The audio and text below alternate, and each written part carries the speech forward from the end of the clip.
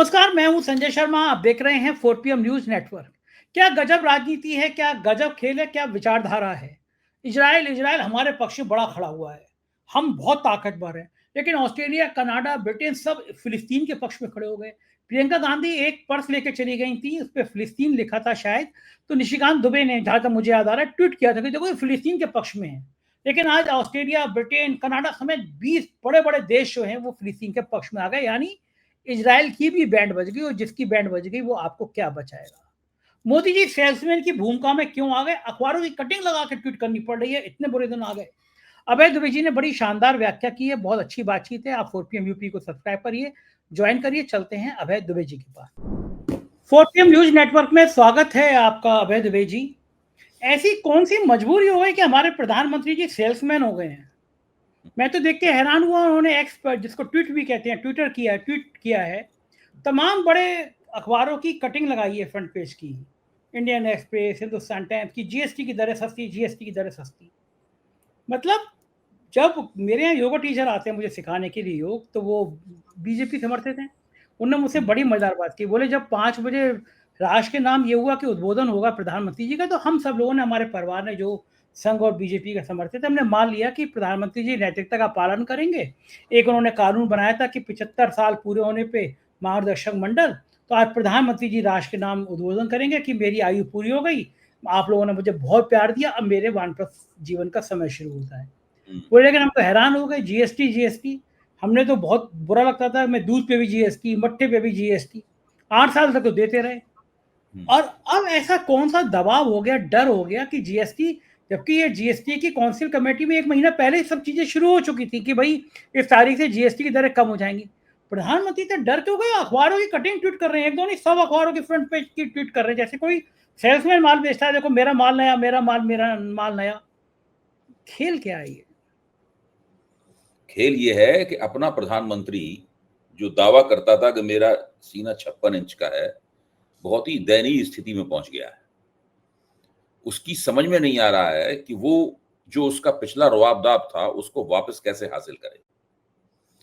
वो जानता है भले ही कितना भी झूठे आंकड़े देकर एक गुलाबी तस्वीर बनाई जाए, नरेंद्र मोदी अच्छी तरह जानते हैं कि देश की अर्थव्यवस्था जबरदस्त संकट में है और उसको संकट में डालने का काम उन्हीं के परम मित्र डोनाल्ड ट्रंप ने किया है। पहले से ही अर्थव्यवस्था संकट में थी, ट्रंप के टैरिफ हमले से और बहुत बुरे संकट में आ गई है। ऐसी स्थिति में इनको कुछ ना कुछ ऐसा करना था जिससे ये लगे कि ये अर्थव्यवस्था को कोई बूस्ट करना चाहते। पूरे चक्कर में क्या हुआ कि आपने देखा होगा ना कि लोग अपना माल बेचते हैं ठेले पे कि 10 का माल 8 में, 10 का माल 7 में, ले लो, 10 का माल 8 में, ताजा माल 10 का 8 में दे रहे हैं, ये सब। या नेट पे इस तरह की चीजें बिकती हैं कि अभी तुरंत अगर आप खरीद लेंगे तो आपको 3 रुपए का कम मिलेगा, इस तरह का। हालत ये है कि अखबारों में सरकार ने जैसा माहौल बनाया है उसके हिसाब से अखबारों में लिस्ट छप रही है कि पहले बटर इतने में मिल रहा था, अब बटर इतने में मिल रहा है। पहले दूध का पैकेट इतने में था, अब इतने में है। अब बटर होल मिल्क इतने में था, अब ये इस तरह, ये सब पूरा का पूरा उसमें छप रहा है। अच्छा, प्रधानमंत्री ने भारतीय जनता पार्टी के कार्यकर्ताओं को आदेश दिया है। ये बात बहुत गंभीर है भाई।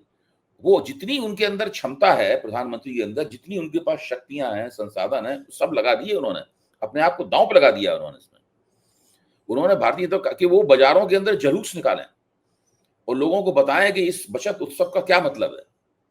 अच्छा, वो बिल्कुल नहीं चाहते कि कोई उनसे ये सवाल पूछे कि अगर आप जीएसटी के रेट्स का जो रैशनलाइजेशन किया है, सुसंगतिकरण किया है, इसको अगर आप 2017 में या 2017-18 में कर देते, यानी पहले आपने जीएसटी लागू किया, लागू करते ही उसकी समस्याएं सामने आ गई थी, अर्थशास्त्रियों ने उस पर लेख लिखे थे, विपक्ष ने कहना शुरू कर दिया था, सब कुछ जो अभी हुआ है सारी कोई ऐसा थोड़ी ना है कि कोई बहुत दबी छुपी बात हो, प्रधानमंत्री ने अचानक इल्हाम हुआ हो कि भाई जीएसटी में गड़बड़ियां हैं, इसको कम कर दिया जाए।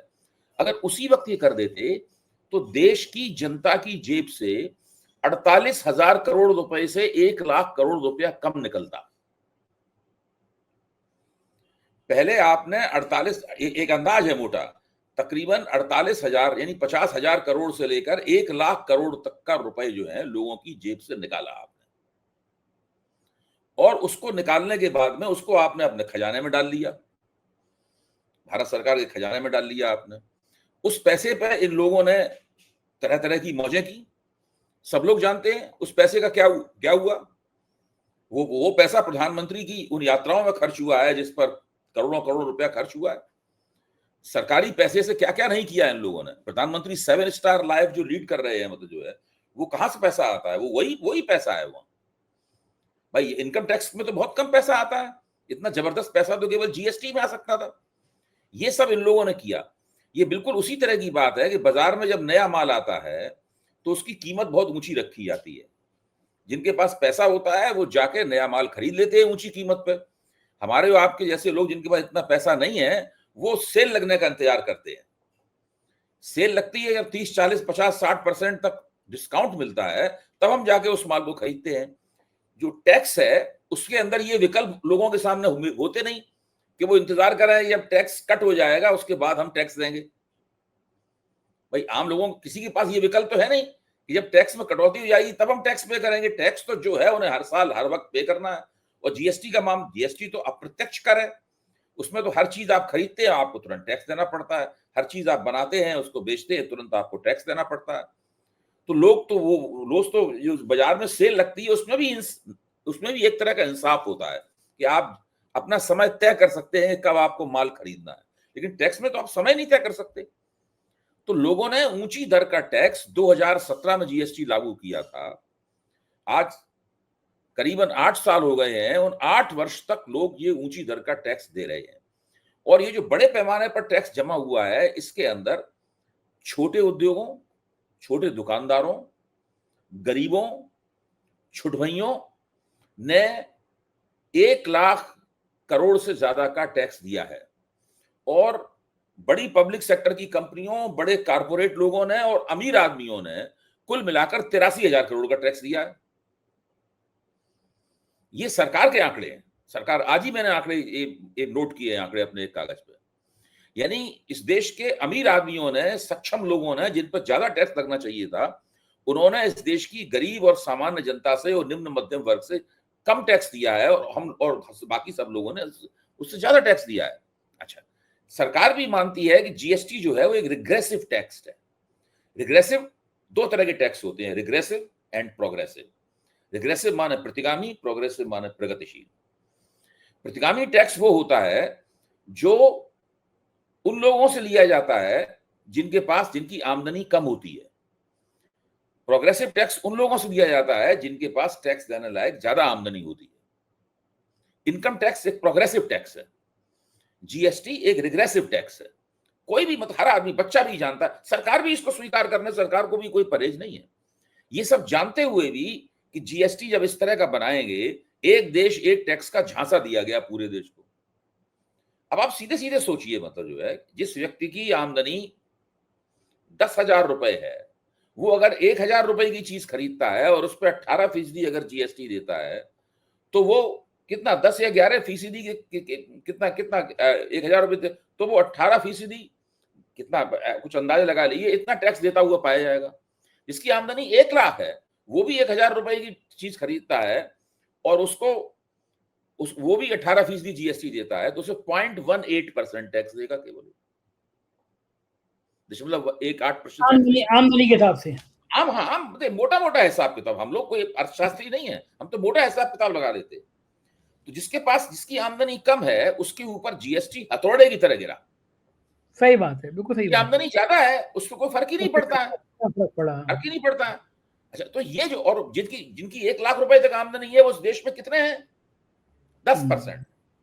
1 अरब 40 करोड़ लोगों में 14 करोड़ लोग ऐसे हैं जो जिनकी आमदनी 1 लाख रुपए तक है। उसके बाद बहुत तेजी के साथ आमदनी में डिप होती है, और इतनी ज्यादा डिप होती है कि वो 20,000, 30,000, 40,000 पे आ जाती है आमदनी। 1 लाख के बाद आपको 1 लाख को 70-80 हजार के लोग बहुत कम मिलेंगे। उसके बाद सीधे आमदनी 50,000, 40,000 से नीचे आ जाती है आमदनी। अच्छा, अब कल मोदी जी जो लेक्चर दे रहे थे वो कह रहे थे नागरिक देवो भव। तो नागरिक कौन है? नागरिक कौन है? वो नागरिकों से कह रहे थे कि अब आप बाजार में जाइए, आप टीवी खरीदिए, उन्हीं के शब्द हैं, आप टीवी खरीदिए, आप फ्रिज खरीदिए, आप मकान खरीदिए, घूमने फिरने के लिए निकलिए, खाने पीने के लिए निकलिए, होटलों के कमरे भी सस्ते हो गए हैं। ये उन्होंने कहा। ये लोग कौन करते हैं? ये लोग ऊपर का जो 10% है समुदाय, वो ये काम करता है। हाँ, वही खरीद सकता है, सही बात। मेंटेन करने के लिए वो ये सब काम करता है। बाकी जो लोग 30-40 हजार या उससे कम कमाते हैं, उनकी तो हैसियत ही नहीं है इस बाजार में दाखिल होने की। तो ये ठीक जो बात है, बचत सोच भी उत्सव नहीं। है, ये जो आपने 7 साल तक लोगों की लूट की है, ये उसका उत्सव है। ये लूटोत्सव है, ये बचतोत्सव नहीं है, ये लूटोत्सव है। और उस पर तुर्रा ये है कि वो लोगों को राहत दे रहे हैं। आप सोचिए कि पहले तो आप लोगों से पैसे छीन लें, उसके बाद उन्हीं के पैसे का एक हिस्सा उनको देके कहेंगे ये हमने आपको राहत दी। राहत दी। अब कानून के मुताबिक हर व्यक्ति बाजार में चीज ही नहीं मिलेगी, आटा ही नहीं मिलेगा। अच्छा, नरेंद्र मोदी के भाषण में कहीं आपने आटा, दाल, चावल, शिक्षा के लिए स्कूल की फीस, पेट्रोल डीजल के आने जाने के लिए पेट्रोल डीजल का खर्चा, दवाएं, इन चीजों का नाम सुना प्रधानमंत्री के भाषण में आपने? नहीं। 19 मिनट का लेक्चर दिया है। आप जब चाहें तो उस लेक्चर को दोबारा सुन सकते हैं। इन चीजों का प्रधानमंत्री ने नाम नहीं लिया। जैसे कि इस देश में लोगों को ये चीजें तो आसानी से पहले से सुलभ है। असली संकट तो ये था कि टीवी सुलभ नहीं हो रहे थे, फ्रिज सुलभ नहीं हो रहे थे, सस्ते नहीं थे, मकान सस्ते नहीं थे। तो प्रधानमंत्री इसको नागरिक कहते हैं। वो ऊपर के 10% लोग, नीचे के लोग नागरिक नहीं है। ऊपर के 10% लोगों की जो परचेजिंग पावर है, क्रय शक्ति है, उस क्रय शक्ति की उनको चिंता है। उसके लिए ये जीएसटी का रेट कट किया गया है। और ये जीएसटी रिफॉर्म भी नहीं है। ये गलतफहमी दिमाग से निकाल, जिसको वो निकाल दे। रिफॉर्म अगर होता तो पूरे जीएसटी के ढांचे में सुधार किया जाता। इस बात पर विचार किया जाता है कि भाई इनपुट टैक्स गड़बड़ कर रहा है कि ठीक कर रहा है, रिवर्स टैक्स है वो क्या है, उसको ठीक करें या ना करें, इन सब चीजों में गौर किया जाता। वो तो वैसी की वैसी ही है। दूसरे, इससे एक बहुत बड़ा, जो प्रोफेसर अरुण कुमार ने मुझे ये ज्ञान दिया, मैं चाहता हूं कि मैं साझा करूं। उनसे मैंने लंबी बातचीत की, उनके 2 वीडियो भी सुने और बातचीत भी की। उनका कहना है कि जीएसटी संगठित क्षेत्र पर लगने वाला कर है, जो उत्पादकों में। ये असंगठित क्षेत्र पर कर नहीं लगता। जिनकी 50 लाख से असंगठित क्षेत्र, और जिन लोगों की जहां पर लगता भी है असंगठित क्षेत्र में कर, वो कंपोजिशन स्कीम में आते हैं। उनसे जो कोई खरीदता है उसको रिवर्स टैक्स देना पड़ता है, तो उसको इनपुट क्रेडिट नहीं मिलता।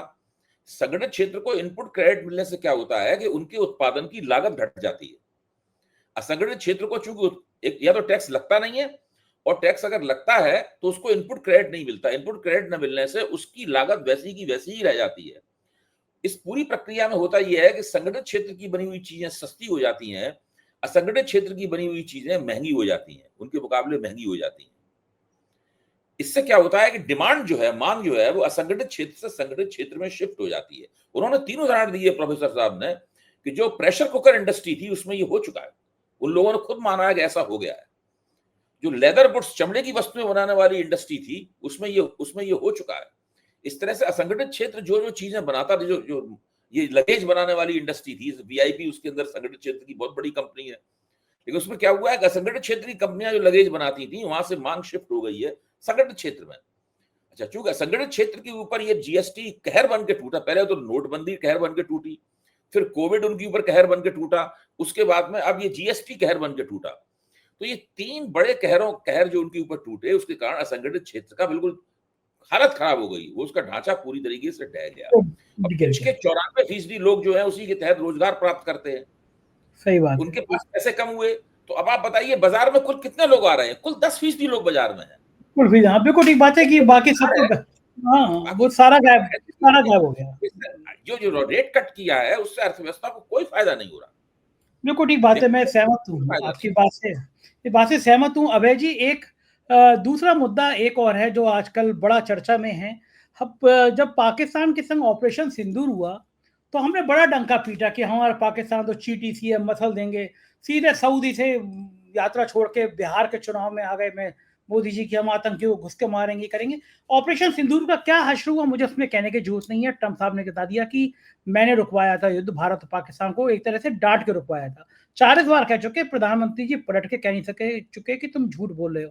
इस बीच में कई बार जिक्र हुआ बीजेपी नेताओं ने कहा कि इजराइल जैसा मजबूत देश तो हमारे साथ है, इजराइल के नाम पर बड़े बड़े डंके पीटे गए, लेकिन ऑस्ट्रेलिया, ब्रिटेन, कनाडा जैसे मजबूत देशों समेत 20 देशों ने से ज्यादा देशों ने फिलिस्तीन का समर्थन कर दिया। भारत में अटल बिहारी वाजपेयी की नीति भी फिलिस्तीन की स्वतंत्रता के पक्ष में थी।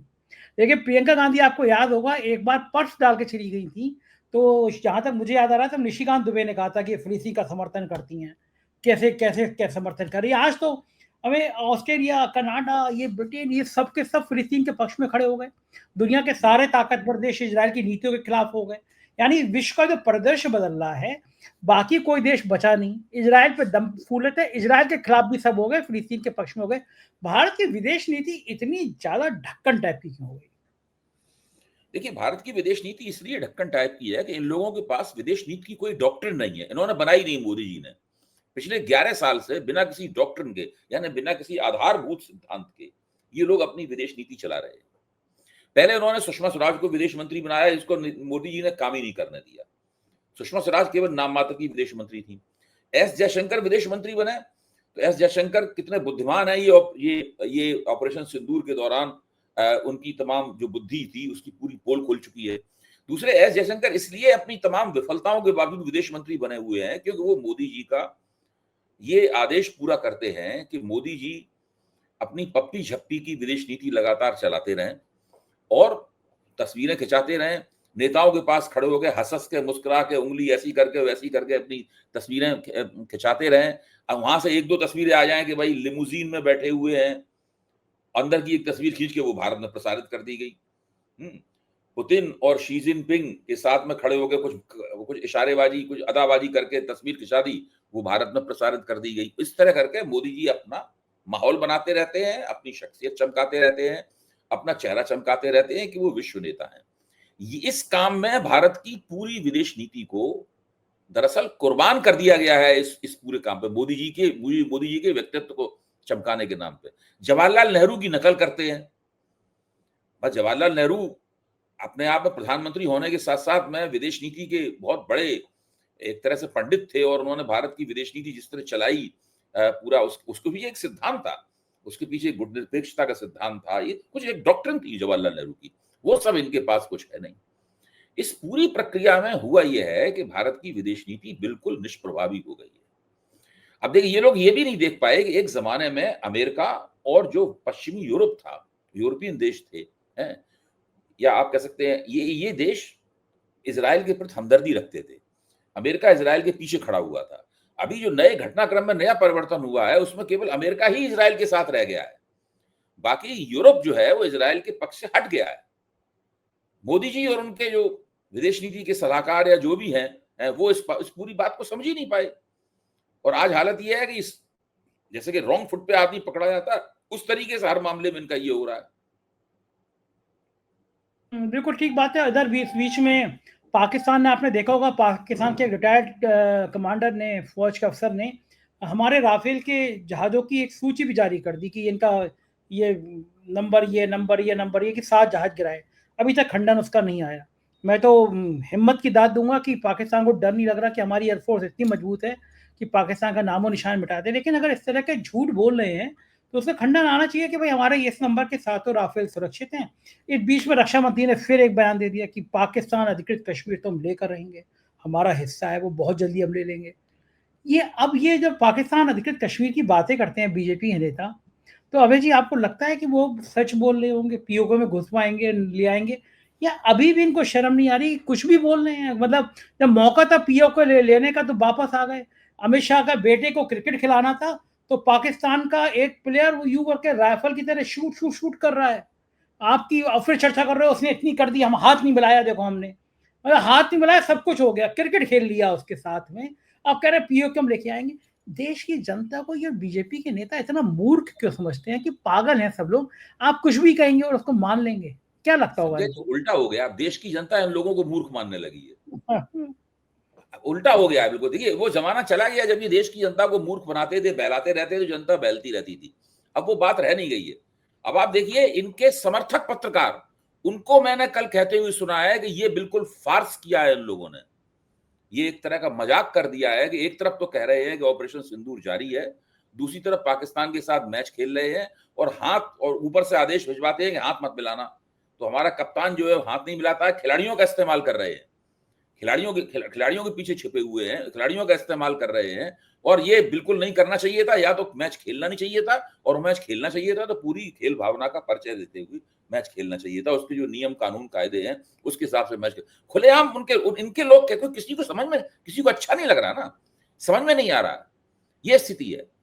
तो देखिए, ये इन लोगों की हालत बहुत खराब है।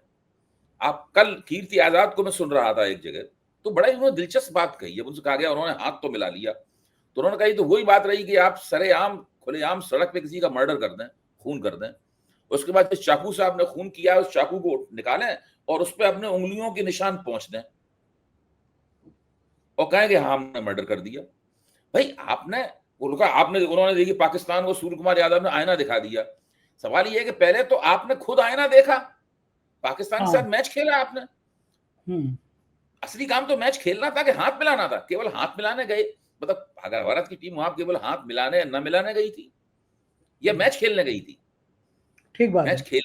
मैच खेलने गई थी ना वो। अगर मैच खेलने गई थी, आपने हाथ मिलाया कि नहीं मिलाया, उन्होंने आपने, ये सब कोई मतलब नहीं होता। तो इस प्रकार की जो तिकड़ में ये लोग करते हैं, इस सब पूरी तरह इनकी पोल खुल चुकी है। इसीलिए मैं कह रहा हूं, जनता को अब ये बेवकूफ, ये तो मानते ही जनता को बेवकूफ, लेकिन जनता भी अब इनको उल्लू मानने लगी।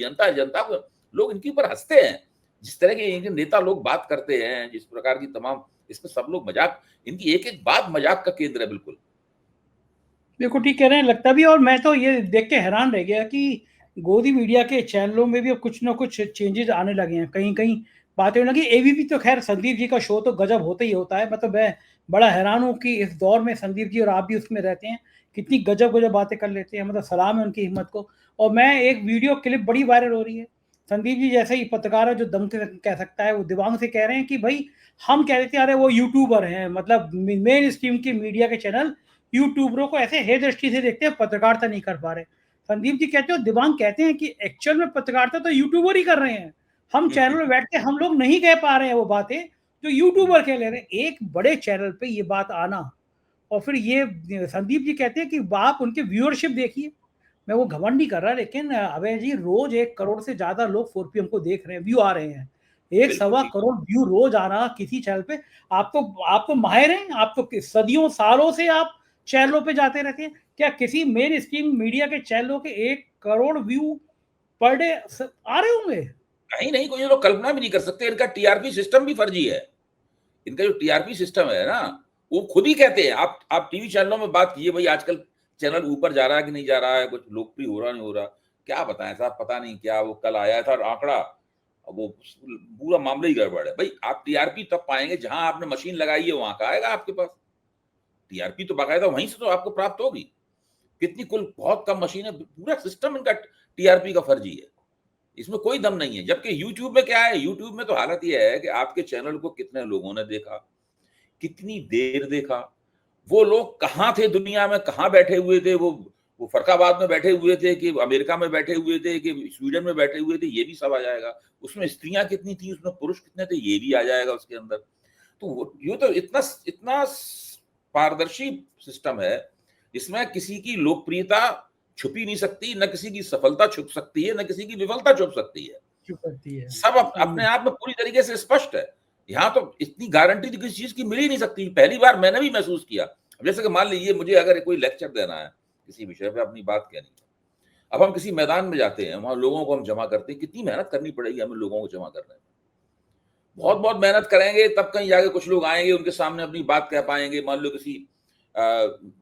किसी लेक्चर रूम में बैठ के बात कह रहे हैं, 50, 70, 80 लोगों को जमा करना वहां मुश्किल हो जाता है। यहां मैं अपनी बात करता हूं, लाखों लोग उसको सुनते हैं।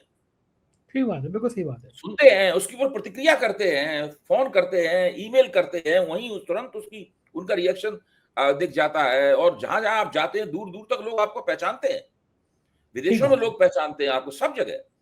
तो इसने तो यूट्यूब ने आके उसके ऊपर जो हम लोग राजनीतिक बातचीत करते हैं, और खास बात यह है कि यूट्यूब केवल राजनीतिक बातचीत तक की सीमित नहीं है। हाँ, खाना बनाने को आप सांस्कृतिक कार्यक्रम कर सकते हैं, आप कॉमेडी कार्यक्रम कर सकते हैं, उसके लिए भी बिल्कुल। और वो भी सब सुपरहिट है। आप खाना बनाने की तरकीबें लोगों को सिखा सकते हैं, वो भी सब सुपरहिट है। तो ये इसने आके पूरी तरीके से मीडिया का मिजाज पूरी तरीके से बदल दिया है। और अब ये जो बड़े-बड़े पूंजीपतियों ने 1-1 हज़ार करोड़ रुपए लगाकर, सैकड़ों करोड़ रुपए लगाकर ये चैनल खोल रखे हैं। बहुत कम पूंजी लगा के हम लोग वो काम, उससे कई गुना ज्यादा काम करते हैं जितनी पूंजी लगा के ये लोग कर रहे हैं। बिल्कुल ठीक बात है। बिल्कुल हकीकत यही है कि जनता का मिजाज इससे पता चल जाता है। बहुत-बहुत शुक्रिया अभय जी, आपने इतना समय दिया बातचीत की। Thank you. तो ये अभय दुबे जी, पूरी बातचीत आपने सुनी। मुझको यकीन है बातचीत आपको पसंद आई होगी। 4 PM यूपी आपका अपना चैनल है, इसको आगे बढ़ाइएगा। शुक्रिया, थैंक यू।